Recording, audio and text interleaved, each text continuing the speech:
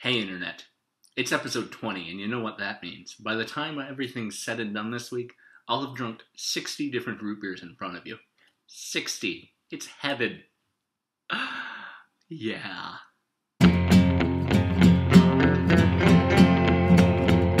gonna party like I did when I was 8. Drink too much root beer, stay up late. The Adam glasses, root beer around me. Yeah, the Adam glass, root beer around me. We'll kick it off with Route 66. Root Beer 66. You get it.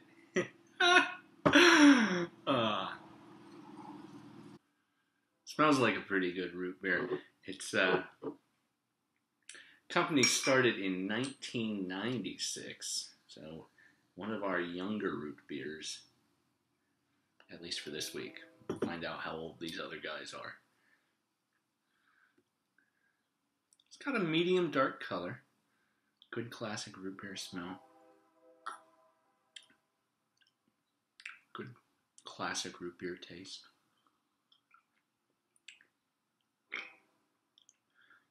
Little vanilla-y,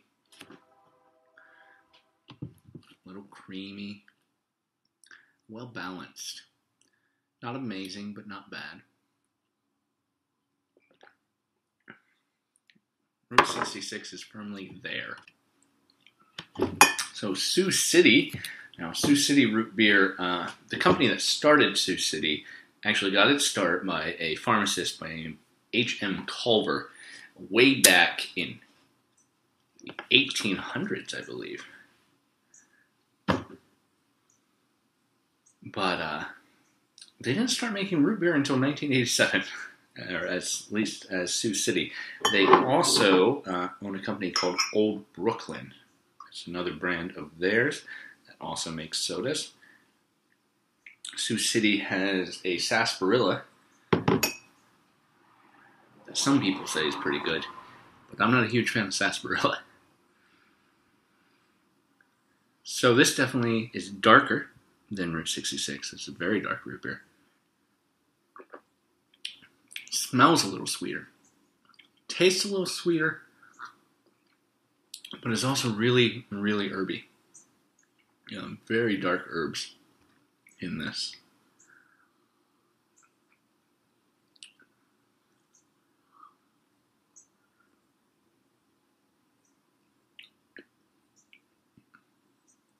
Yeah, not bad. Definitely like it better than their sarsaparilla. But then again, I'd like anything better than any sarsaparilla. Or maybe not anything. Definitely not Spruce Beer. Triple X Root Beer, the company that would become Triple X Root Beer, started in Galveston, Texas, way back in 1895. Back then, it was actually owned by Anheuser-Busch. Through its history, which gets really complicated, and you should check out their Wikipedia page because it's really complex. It's got a lot of information on it. At one point, they were owned by Dr. Pepper. It's also where I learned that Texas actually shut down alcohol production prior to Prohibition because nothing speaks to the freedom-loving Texans more than passing that sort of law before they had to. Texas is weird. By World War II, there were about 100 Triple X thirst stations all across the country, 2 of which are still open, one of which has a terrible website, one of which has a slightly not as terrible website. You can Google those if you want to check them out. Ooh, that's good. So it's darker, but not super dark. Still a little opaque. Not opaque, still a little translucent. Opaque is the opposite of that. I'll learn words eventually. Maybe. Real good creaminess on this. Real good. Good vanilla. This is yeah.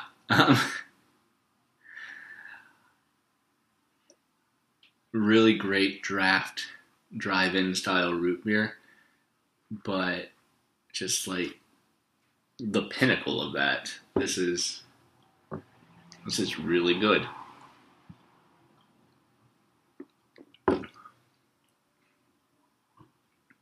Yeah, good vanilla, good creaminess, but not overly sweet. I'm gonna have a little more.